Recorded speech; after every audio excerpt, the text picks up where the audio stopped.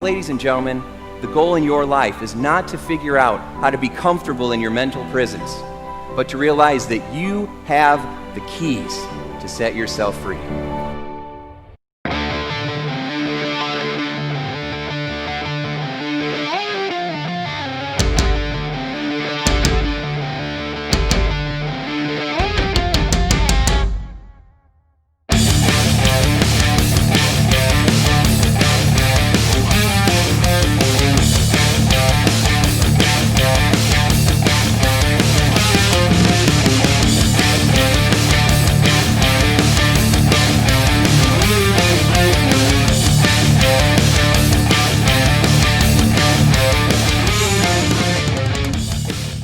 Hey everybody, welcome to How to Be Mesmerizing. It's Tim Shurr, and today we have another extraordinary guest with us. Ed Tate is here. Ed, welcome to the program.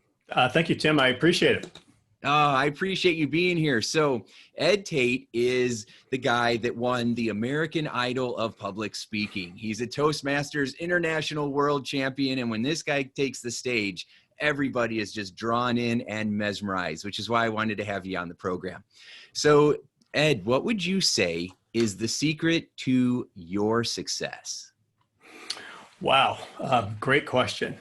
I think the problem in terms of my success being on stage is the same person that you're meeting now is the same person that you're going to meet on stage. I've tried to minimize the difference. When I first got into the speaking business, I was what I call speaker man. And it was a completely different character who would be on the stage as opposed to the person that we're chatting with right now. And what I discovered is the more Ed came out, the more of me that came out, and the more of my ideas that came out, the more money I made. And the more repeat business I got. Like my average, my rehire rate is about 85%. So if a client hires me once, they're going to hire me again. Like for example, Johnson & Johnson, 13 years in a row, Hallmark cards, 8 years in a row, Nielsen ratings, 8 years in a row, etc. They hire me over and over and over again. And I think that one secret is that I just try to be myself on stage. And that's the good news for all your listeners. That is, there's never been anyone like you on earth before, and there never will. So the thing I'm inviting you to do, your secret to being mesmerizing is to be who you are. Don't try to be anybody else. And also don't play what I call the comparison game. The comparison game is unwinnable. You can never win the comparison game. Alan Weiss, who's a PhD, just look him up, alanweiss.com. He has this expression, there's always someone who has a bigger boat. There's always someone who's got a bigger boat than you. Yeah. The only comparison that you should ever make is where you started to where you are today. So for example, for me, I grew up in an extremely poor neighborhood. I mean, we were on food stamps and government cheese. I mean, that stereotype that you hear about. Today, I live on a golf course. I mean, I'm looking out on this beautiful oasis. Every morning I wake up, I can't believe I'm here. Yeah. So that's the only fair comparison. Where I was to where I am today. And I'm inviting your listeners that's the only comparison they should ever make. That is absolutely beautiful. I love that. Let's talk about that a little bit more, because that's really a powerful insight, right? A revelation. I had that experience too. A lot of people who are public speakers think that they need to be the next Tony Robbins. And I remember my speaker coach told me one time, he said, we already have one of those. You need to be the best Tim Shurr. And I thought, yeah, well, I don't know if anybody's going to like that, because I need to be jumping around on stage. When you said speaker, man, I just started laughing because that is so true. I'd put on the suit and I say, I'm time to do the show, right? And I would go out there and bounce around and won awards and all that stuff. But then some people loved it, right? And I would say, oh, what'd you learn? And they're like, oh, I don't really know. I just love your energy, which means I didn't learn anything, because I was just bouncing around trying to get people to like me. And yeah, go ahead. Well, one thought with regard to that, like one of my mentors is, his name is Mark Sanborn. He is Speaking Hall of Fame, past president of the National Speakers Association, has a multi-million selling book called The Fred Factor, How to Turn the Ordinary into the Extraordinary. Yes, we've had Mark on the program. Okay, well, you know what I'm talking about. So best piece of advice he ever gave me, he said, your job is not to be liked as a speaker. Our job is to provoke people. Our Mm-hmm. job is to get people to change their behavior. And sometimes we have to make them upset and angry, and we have to coexist with that. So one of my all-time heroes, Martin Luther King, Mm-hmm. my career would not be possible if he did not do what he did. And the one thing as a speaker he never did, we never passed out happy sheets. Well, what did you think of I Have a Dream speech? Was it a 1? Was it a 10? He wasn't trying to do that. It was all about impact. It was about changing a culture, changing a country, etc. And he sacrificed his life. So I think about that, and I say to myself, my job isn't necessarily to be liked. If you want to be liked, dogs are great. They're awesome. They always greet you happily at the door.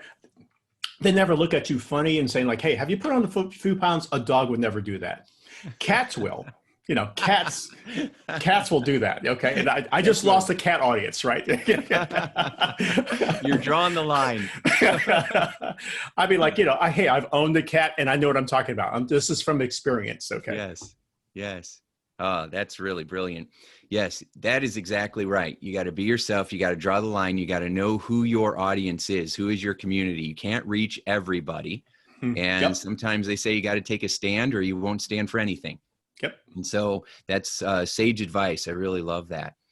So so you just started, I'm interested in how people figure that stuff out. So you were just giving programs and talks, and the more you let yourself out, the more you realize that you were getting better feedback, or what was it that allowed you to feel either secure or brave enough to start really letting the real you come out? Good question. Because I start getting some really, really weird feedback. Mm-hmm. And so initially, I win the world championship of public speaking, and I mean, that was life altering. And, we could talk about that a little bit later on. Yeah. But I felt since I won this big award, I needed to be perfect on stage. And some of the feedback I got was that people were saying, well, that guy, he's perfect. He's a world champion. And people were saying to me that, hey, I can never do what he did. So it was like my perfection, being word perfect on the stage, and also winning this award, which is a year-long competition with over 30,000 contestants. Mm-hmm. It was actually demotivating people. Mm-hmm. So I decided to do a couple things.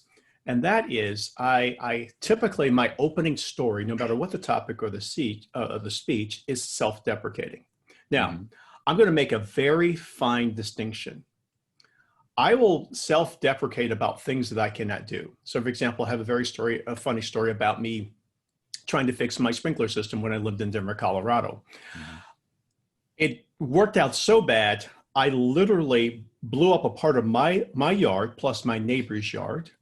This was right after 9/11. When they, you see something, say something. Someone called the police. Oh no! The police show up. The fire department shows up, and I try to explain to them what happened.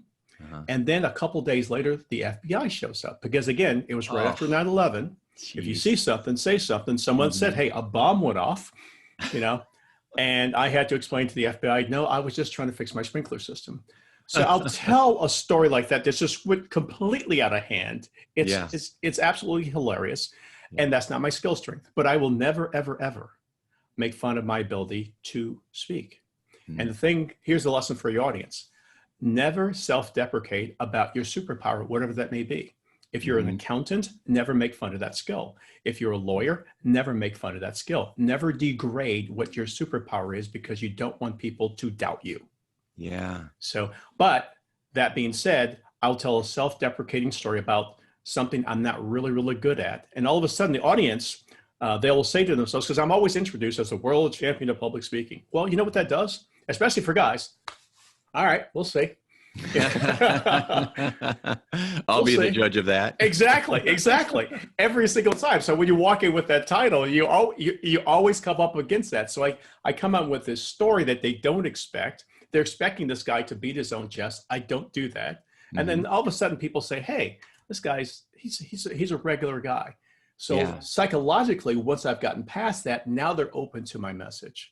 And that's what I discovered. And me telling this self-deprecating story about myself being authentic, I'm saying like, wow, they like the real me. I don't have to be speaker guy. I don't have to be, I don't have to be Tony Robbins or anybody else.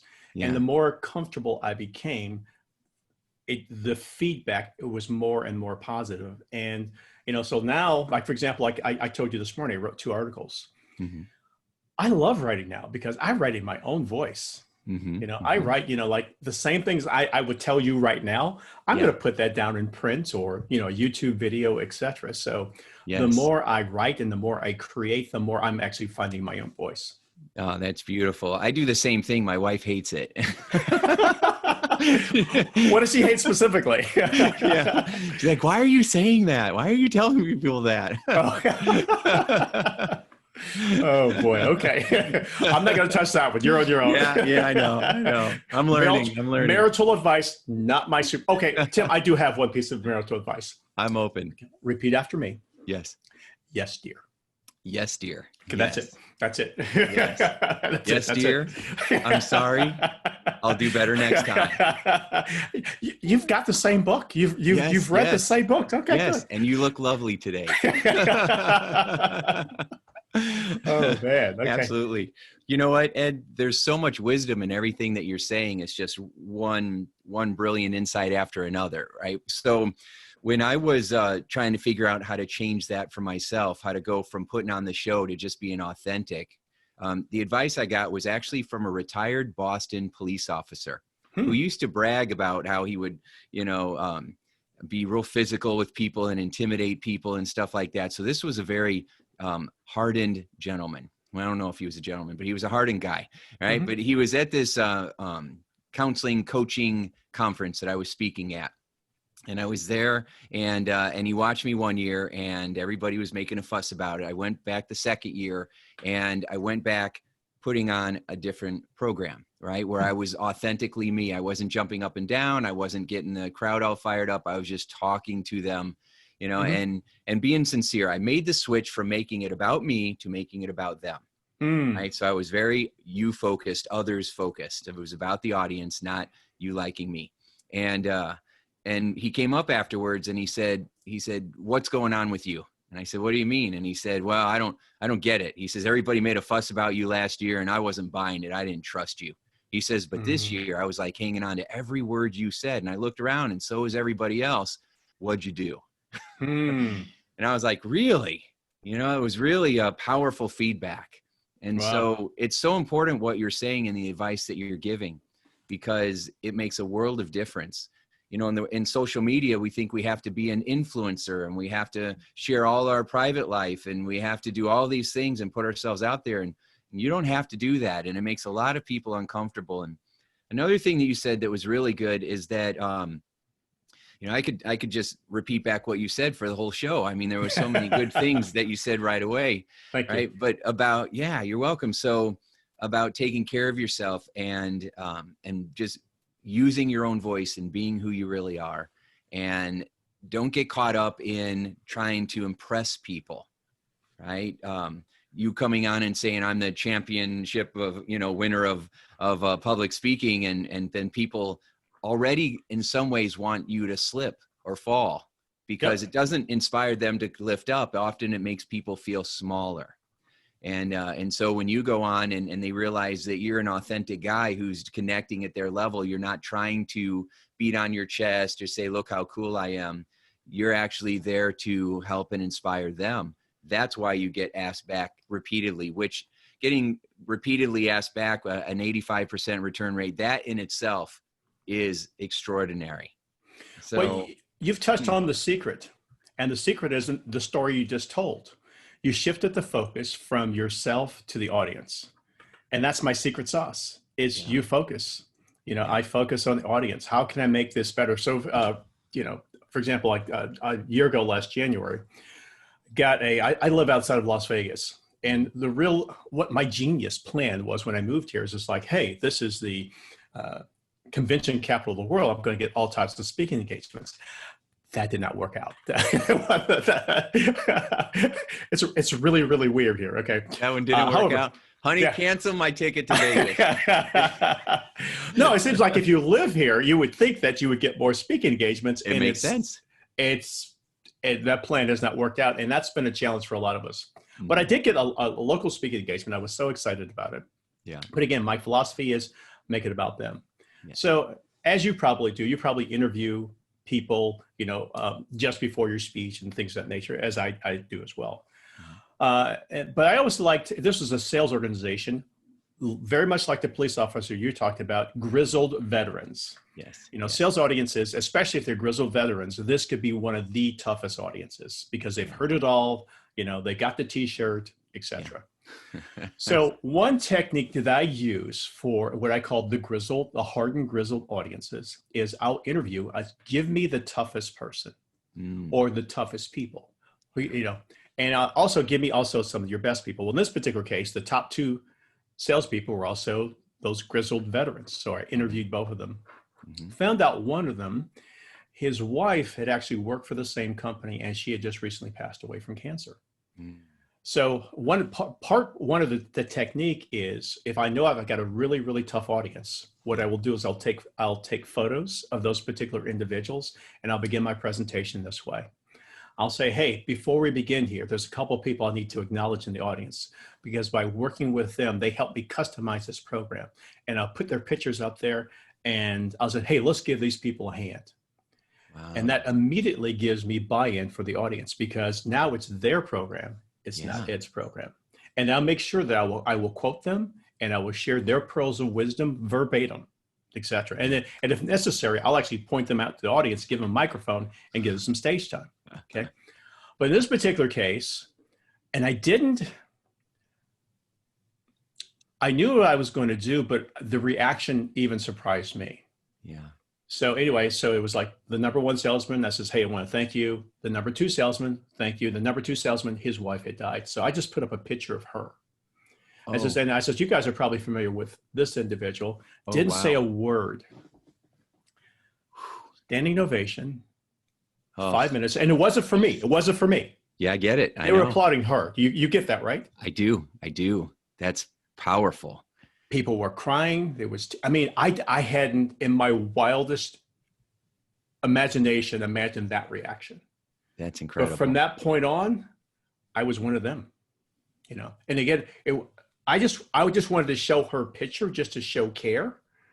It wasn't about manipulating the audience. It wasn't any of those things. Yeah. But their reaction blew me away. Wow. And I was impacted by it. Yeah. And I felt, and there was a shift in me. I said to myself, I got to take care of this. I can't abuse this. Does that make sense? Oh my gosh. Yeah. There's so much heart in that. Oh my gosh. I almost started crying. That was a gutsy move, Ed. That's a gutsy move to do that. It goes back to being my authentic self. I pay attention to what do I feel is the right thing to do. So there would have been a time in my life where I was like, oh no, that's too risky. That's too, oh no, I would never do that because I would be concerned that someone they might think it's manipulative. They might not like it. It may bring the energy down. In the past, I would have been, no, I wouldn't have done it. But this time it's just like, you know what? It's the right thing to do. I'm gonna do it. And if it wasn't the right thing to do it, I'm gonna live with it. So, and in this particular circumstances, it worked out very well. That's just so beautiful. When you are plugged in with, when you have that you focus and you're really plugged in on the audience and you're plugged into what they need and what they want and what they're asking for and how to best serve them. And you're actually having interviews and connecting with people instead of pretending that you already know, which is what a lot of people do. Oh, I've heard it a million times. Maybe not. Right. And so when you're really genuinely connecting, I believe that God will give you those feelings, those insights, those nuggets. And, that idea of you putting that lovely woman on the screen like that and getting that standing ovation was so powerful and profound. And again, it wasn't about you. Yeah. I stepped to the side because that ovation was not for me. Yes. It was not about me. I deliberately stepped aside. So the thing you saw on the front of the stage was her picture. Oh, I can see it clearly in my mind. That is just so powerful. Woo. Well, like I got chills. You mentioned God. Like one of my favorite books is called God Wink, and that was I felt that was a God wink. God wink or link? A God wink, W-I-N-K. Wow, that's a great title. Oh, it is. It's God wink. easy, fast book to read. And you ever have one of these situations that you have no other explanation other than, you know, someone's looking out for you? All the time. That's all a the God time, wink. which is why I'm always thanking him, because it's like, you know, I have a strong core belief that miracles happen all the time. And so I'm always watching and paying attention, validating and thanking. Yeah. And You're going they to love keep that showing book. up. You're gonna Yeah, love that book. I'm going to get this one. Yes. Thank you. So, well, that is very powerful. And it's already kind of answering my questions before I even ask them. But let me ask you this. Mm-hmm. So how did you craft your, you know, championship speech? Oh, how did you put it together? Was it something you've just done a lot and then you keep getting feedback, like comedians will try this and try that, or story after story? Or did you just feel inspired that this is it and it's not so much what I'm going to say, but how I deliver it, or a combination? well, here's my backstory. Okay. So I joined Cherry Creek Toastmasters in Denver, Colorado. Mm-hmm. And after, let's see, a couple of months, a guy by the name of Randall Shelton, who's the founder of that particular club, said, "Hey, Ed, you need to enter the World Championship of Public Speaking." Mm-hmm. Now, I had no idea what that was. Mm-hmm. I liked Toastmasters. It was fun. Mm-hmm. But at the time, I was an executive in the computer industry. I was traveling traveling a great deal. So that wasn't even an option for me. Yes. So then I become the training director of the Denver Rocky Mountain News. Mm-hmm. Randall is ecstatic. He says, like, now you can enter this World Championship of Public Speaking. Now, he had been after me now for a year.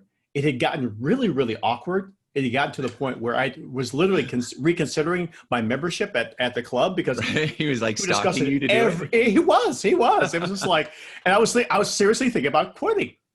So finally I have a conversation with him. I says, "Randall, here's the deal. All right, I'm going to enter this contest. And the moment I lose, we'll never have this conversation again." I didn't lose. Anyway. That's what he was trying to tell you. He was right. Have you ever had a person in your life who saw something that you couldn't see in yourself? Oh, yes. Yeah. Randall was that person for me. And it was life altering. But let's go back. Okay. So one of my philosophies in terms of speaking is that the audience decides. The audience decides what works and what doesn't work, no matter how attached I may be to an idea, a concept, whatever. And I'll always test it. So I went to my Toastmasters club and I said, over the past year, which speeches did you like? Now, in the competition, it's a year-long competition, 6 different rounds, but you have to have 3 different speeches. Wow. Today it's only 2, but back then it was 3. So they came up with the 2 speeches they liked. Those 2 speeches took me to the World Championship of Public Speaking. Wow. So now I'm in the finals. I'm thinking like, holy moly, what am I going to do? I had no idea. So I went back to the club again and they said, "Hey, Ed, you know, when your mom passed away and you tested your eulogy, we think that would be a good one." And immediately my reaction was no. I said, no. I said, that was for my mom. It was for my mom. And honestly, I didn't even finish the speech. And I doubt very seriously if I could do this in front of 2,000 people. So it was an immediate no. Mm-hmm. The other idea I had was this incident that took place recently at an airport. Mm-hmm. You know, Denver DIA and Denver International Airport had just opened up. And I just had a seed of an idea. Mm-hmm. So I said, all right, I'm just going to go with this seed of an idea. And it was nothing more than this guy was rude to a customer service agent. Eventually I confronted him, and one of the managers saw me from the airlines and they actually upgraded me to first class. That's what happened. Nice. So anyway, but I kept testing. Fast forward, someone did an analysis of my speech. It is the funniest speech in Toastmasters history. They actually counted the laughs and the length of the laughs, which I actually hold this over one of my best friends. His name is Darren LaCroix, the 2001 world champion of public speaking. Sure. Darren was actually a stand-up comedian. So I always point out to him, says, "Hey, Mr. Stand-up comedian." Yeah. And I show the book. I show the numbers. It's like, dude, right here. It's I did not sponsor this, you know. But it's right here. Incredible. And but again, the audience decided. There were some ideas I tested early on. No matter how many times I tried them, the audience never liked it. I said to myself, it's not the audience, it's me. Mm. So I would drop it. Yeah. And so I just kept testing. I would record myself every single time Yeah. on video. And then I would just watch those videos. And I tested that championship speech in front of 22 different audiences. Wow. Wow. That's brilliant. So there it is. There it is. It has to feel right to you. The audience decides, and you got to get out there, and you just got to get yourself out there and do it and keep getting the feedback until you end up being the person who has the most laughs of any Toastmasters. I mean, I should have introduced you like that, but that sets the bar pretty high, because then they're like, all right, funny man. Exactly. No, I am not a comedian. You'll never see that on anything. By the way, the worst, two of the worst, I should say my worst times, or my most fearful times on stage were I did 8 minutes of stand-up here in Las Vegas. Oh, wow. And then I actually sang at a nightclub in Seattle. So, wow. I did them well, and I will never do them again, ever. Because I didn't sleep for weeks prior to both of those events. Yeah. Oh, yeah. Oh, my goodness. Well, yeah, not my superpowers. It's impressive that you did it, though, right? It's impressive you did it. Yeah. Wow. That's so good. All right. Well, let me segue a little bit, although I could stay on this topic forever. I want to talk a little bit about your ability to coach leaders and sales professionals and teach people how to help people who might be in different companies or in different departments, how to get along, how to feel secure when they're going through a transition or a merger, how to deal with the uncertainty. We're in a time right now in our history that we have a lot of uncertainty in the world. And so you were able to merge two competing newspapers together in Denver, which was a pretty big deal, over 5,000 employees. How did you do that?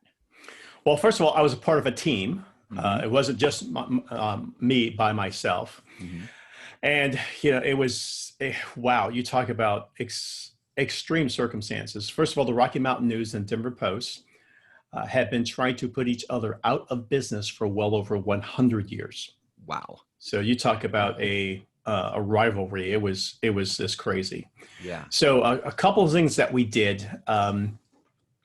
People understand the hard part about change is not the change. People get it intellectually. For example, the Rocky Mountain News and Denver Post were going to become a new organization called the Denver Newspaper Agency. Intellectually, everyone understands that. The hard part about change is uncertainty. Specifically, people do not know how change will impact them. That's the hard part about change. And as a leader, one of the things that you must do is you must communicate relentlessly. 10 different times, 10 different ways. You just can't send an email and say, okay, this is what we're doing to change, because change is emotional. And when people are in emotional states, they don't listen, they don't hear. They have to hear the messages over and over and over again. Mm-hmm. I worked in human resources. And I remember one time we had a big sign, and I was standing outside in the hallway, human resources, next to the big sign. Here are the top 10 things, the FAQs. Here are the 10 FAQs you need to know about the merger. And people will walk up to me, walk right past the sign, and they would ask me the same questions that appeared on this. I mean, this thing was huge. It was right here. It's just like, but I understood that I couldn't just point them to that. They needed to hear it from me. So that's one thing right there. So the other thing that we did is, and I like the leadership of the Rocky Mountain News. We used to have town hall meetings on a weekly basis. It would be from all the senior management team. Huge facilities. Typically, it would take us a couple days to do these because of the number of employees that we had. And we would go to different facilities. So for example, we had the offices where the reporters were, but we also had these manufacturing plants where we would actually manufacture the newspapers. So we had different locations, and the executive team would go there. And we would also go there with a team of lawyers because it was a public merger. So sometimes there was nothing that we could actually say, but we would, and sometimes nothing changed. But the thing I admire about the executive team, they would hold the meetings anyway, even though there was no new information. So what do you suppose, Tim, is the benefit of holding a meeting when there's no new information? Why would you hold it anyway? Please tell. Okay. Because if there is an information void, people will make things up. Yes. So if there's no information, people will make up their own stories. Yes. So we held those meetings anyway to counteract all these rumors, which turned out to be false. Mm-hmm. Another thing that we did is we taught something called, we had a series of training programs for both organizations. And one tool that we taught them was the SCAN plan. It's called the SCAN plan. Yes. And this is how to deal with uncertainty. Okay. Again, the hard part about change is not change. On this end, we have on this end, we have the Denver Rocky Mountain News and Denver Post, and eventually they're going to merge and become the Denver Newspaper Agency. That's the goal. Mm-hmm. But as you know, change is not linear.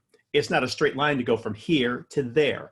Mm-hmm. Looks a little bit more like this, kind of like my 401k plan, And by the way, has this ever happened to you? Just before you get to the goal, they come up with a new goal. Has that ever happened to you? I mean, the goal, yes. it kind of moves. Yes. So the hard part about change is, okay, this is where we started. This is where we're going. It's the middle part. I like to call this the twilight zone. Okay. And this is where you use a SCAN plan. A SCAN plan stands for number 1, situation. Okay. C stands for concerns. A stands for attitude, and N stands for needs. So for example, situation, Rocky Mountain News, Denver Post are going to merge. That's the situation. What are your concerns about this? By the way, using the SCAN plan, this is for your eyes only. It is not to be shared with anybody else. If you want to share it with someone else, that's up to you. Mm-hmm. But this is for your eyes only because I want you to be 100% truthful, when you fill this out, and it's just for your eyes only. So see, what are your concerns? Well, the number 1 concern is everyone's going to lose their job. Mm-hmm. And they had a right to be that concerned, mm-hmm. because a lot of layoffs did take place. Mm-hmm. So what are their concerns? Losing their job. What's their attitude about it? To be politically correct, they didn't like it. That's I cannot repeat on your show what they actually said. Okay. And it was, both organizations, they had this same identical reaction to this change. Yeah. It was, if I closed my eyes, regardless of which building I was in, I could not tell you which building I was in because the emotional reaction was identical. So situation, concerns, attitude, didn't like it. And what do they need? Both from the company and at home. They needed information. They needed training. They needed, they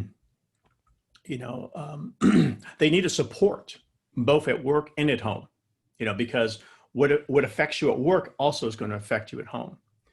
So that, that was just a fraction of that training program, but mm-hmm. both sides, both the Rocky Mountain News and people from the Denver Post told me that was the one tool that helped them make it through the most, the SCAN plan. And so here's, if you ever find yourself in times of uncertainty, just write down on a piece of paper or your favorite device, SCAN.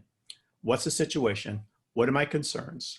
What's my attitude about this? And be completely honest about it.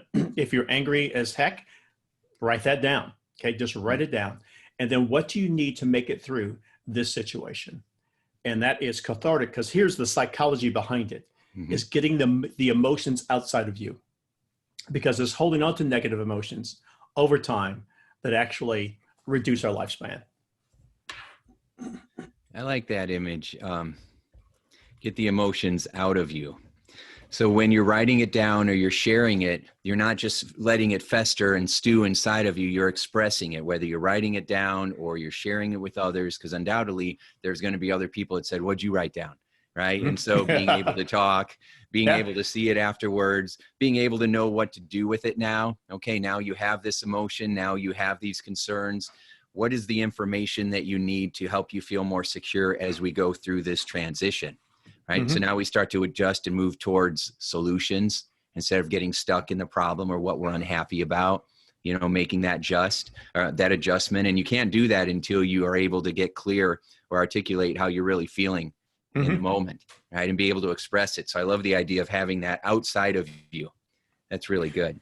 Well, there's another technique, excuse me for my voice cracking. Mm-hmm. We're on West Coast and, air quality is not that good because of the fires. Mm-hmm. one of my favorite techniques for getting the emotions out of you, I have two techniques. One's called a minute to vent. Minute to So vent. let's say, for example, someone is really, really frustrated. They're angry about something.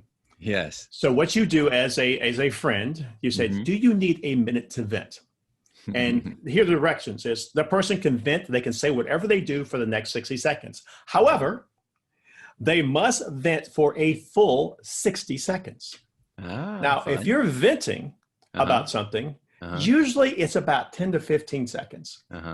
But when you got to vent for 60 seconds, you know, it's a great tool in terms of getting that energy out of you. Yeah. Now, I've only had one person who actually made it to the full minute, and she actually vented for 3 minutes. It was about her soon-to-be ex-husband. So I perfectly understand that one. Another technique is called the Lincoln letter. Okay. The Lincoln letter. So Abraham Lincoln, when he was president, he had a general who kept making errors in judgment on the battlefield. Actually, he had multiple generals who made errors in judgment on the battlefield, and it caused the lives of many, many men. Yes. And Abraham Lincoln would write a letter to these generals, and he would write down, and Mr. Lincoln was not politically correct. He wrote down whatever the heck he wanted. He would seal that letter up, and he would mail it to something called a steamer chest, a big footlocker. And those letters would never, ever see the light of day. He would never mail it to the people he was angry and upset with. So that way, when he did meet with those people, he could treat them with dignity and respect. But he got the emotions out first. And they discovered this steamer chest as they were removing his belongings from the White House after he was assassinated. Oh, wow. Wow. That's awesome. That's really cool. Okay. So some thoughts on this. You have my mind racing again. All right. So I'm going to go in order there. All right. So a minute to vent. I love that. I remember I was, had a group of salespeople together, and they were struggling with some things that were happening in the company. So I did something, I didn't call it a minute to vent, but I said, everybody go around and just go ahead and share what you're upset about, you know, or the concerns that you may have, because I wanted to understand what they were thinking so I could write it down. Plus I wanted to give them the opportunity to vent and let it out in a group format. Right. So we did that, and I thought it was really helpful, and I got a lot of positive feedback, except from one of the managers who said, I want to, literally, I quote, I want to pick you up and beat you. I'm like, do you need a minute to vent? Yeah. Because he felt like I was creating an atmosphere where everybody could complain, where I was creating a toxic environment where everybody was, you know, could just, I'm trying to clean up the language, but could just vent and complain and whine about everything. Right. And I said, no, that's not what's happening. It's about sharing and connecting and understanding where they're at. So from his point of view, he was hearing a lot of the same complaints over and over. Right. So from my point of view, it was helping everybody to be able to connect. And then, of course, every time somebody shared something, I helped reframe it. So we weren't just sitting there for an hour. Yeah, I was helping them look at it in a slightly different way, have a different angle, give them a different piece of information, or validate what they were saying. Because a lot of times people, when they're complaining, they either don't stop complaining or they don't really ever share what's going on because they have this idea that it won't matter anyway. You know, what do you do when somebody says, well, I've said this a million times, nothing changes around here, it won't matter anyway? How do you deal with that? Well, I mean, like people just want to be acknowledged. You know, sometimes now acknowledgement does not mean agreement. You know, so I want to be clear about that. And I like how your technique of reframing. So like now that I've acknowledged that I've heard you, and let's look at this in a different way. Let's look at this and reframe it in a more productive way, as opposed to what that sales manager was talking about, just, you know, free form complaining. You know? Yeah. And there's some people, the only thing they do is complain. But again, our job here is to acknowledge that. We're not necessarily agreeing with it. The worst thing we can do is in some instances try to change them because they're dug in. And again, we can reframe it for the benefit of others. Yes. And you're right. Some people are just more troubleshooters. So they are focused on the problem. They're always focused on a problem. They're always finding the next problem because their mind is designed to solve problems. Sometimes we don't get focused enough on the solving of the problem. We just get focused on step one. Another reason why people complain a lot is because they don't ever feel heard. So when you're giving them the space to feel heard and to validate them a little bit, instead of saying what's different or why that's wrong, because that's what people hear. You're just telling me that I'm wrong, right? So when you're able to shift that around and say, well, you might be right. You know, that might be what's going on. You know, let's take a look at this. Or have you ever considered maybe this as well, right? So we're validating where they're at and then offering some additional insight. I find goes much better when you validate people. Agreed. The second part, the Lincoln letter. I love that. It's kind of, you know, I learned from Home Depot that you measure twice, cut once. Right?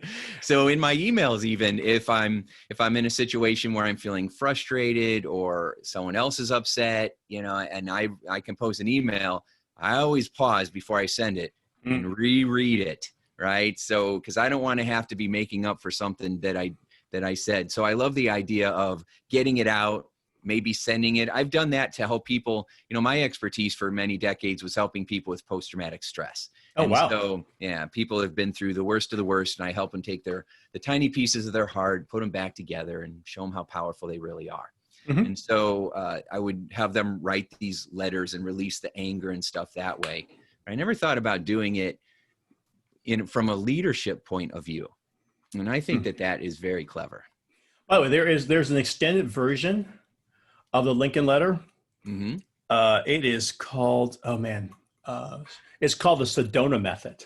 The Sedona method. So, so whatever it is, you write down like in a journal, whatever, you know, whatever your tool of choice is, write down those emotions. Again, don't be politically correct, etc. That's day one. Put it away. Come back to it the second day. You must read it out loud. You can't read this internally. You must read it out loud in order for it to have the effect. And ideally, read it out loud with the same level of energy that you wrote it. So that's you know, the second day, 24 hours later. And then if you still feel anger or energy around it, continue to write. Add to it. Put it away. Day three, you must read it out loud. Day one and day two, what you've written.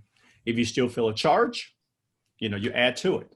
And you repeat that process until the day comes that there is no more of a charge. If there's no more of a charge, then you take everything that you've written and you burn it. This is called the Sedona method of the Lincoln letter. Yeah.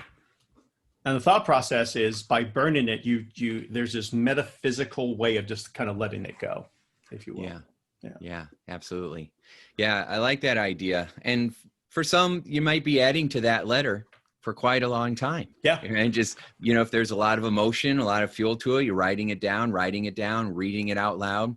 But what you're doing is you're allowing yourself to express it. And then instead of waiting for someone else to validate you or someone else to say it's okay or waiting for someone else to say I'm sorry or to do the right thing, which might not ever happen, you're able to kind of take care of that. And I call it reparenting. You're able to reparent yourself. You're able to take care of yourself in that way.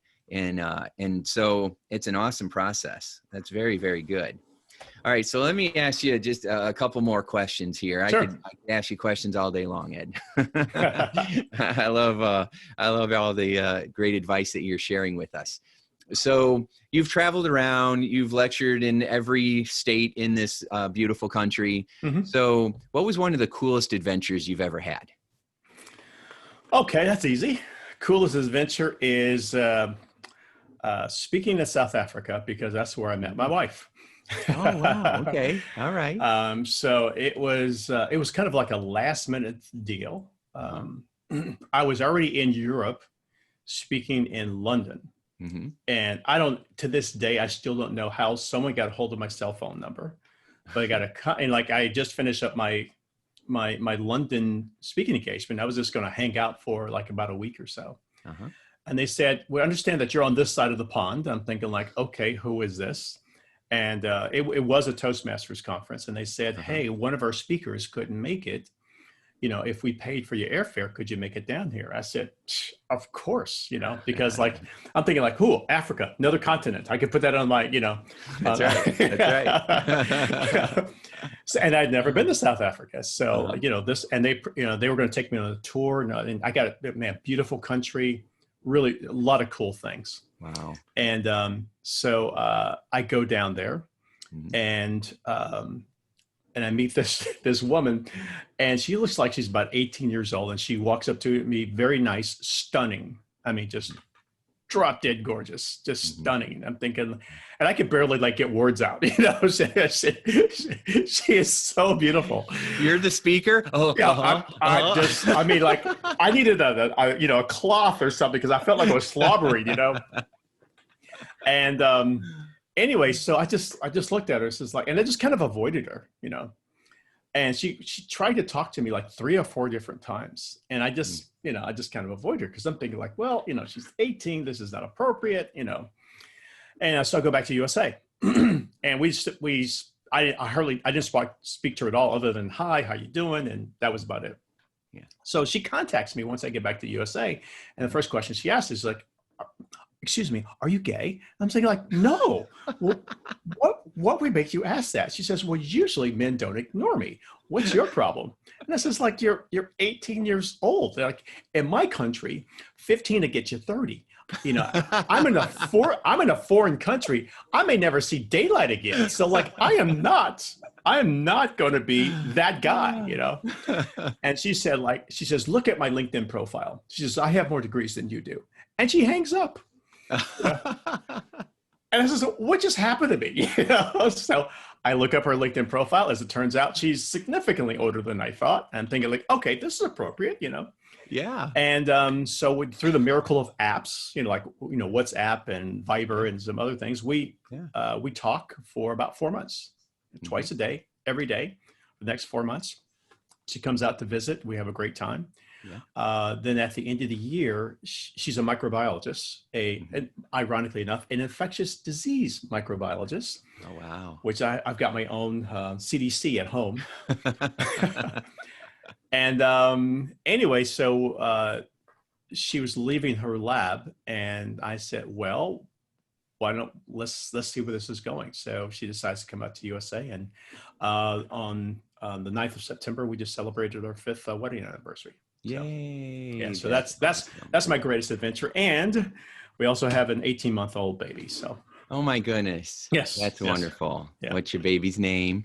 Her name is Toriel Tate. Toriel comes from the Lord of the Rings movies. Yeah. Oh, no, I'm sorry. The Hobbit. The Hobbit. The Hobbit, yes. And Toriel was the elf warrior princess from The Hobbit. So when my wife was pregnant, she knew her immediately that A, it was going to be a girl, and B, this is going to be her name. And we never had a discussion about a boy's name ever. It was just like, I says, okay, it'll be Edward the Fifth, if it's a boy, And thankfully that was not the case. So. Wow, that's beautiful. You answered both my questions, because I usually ask coolest adventure and then the coolest person. And so you've answered both. Yeah. That's outstanding. So Ed, this has just been absolutely wonderful. I've loved our time together. So what's the best way for people to get a hold of you? Oh, real easy. It's my name's Ed Tate, ED space TATE. Just go to edtate.com.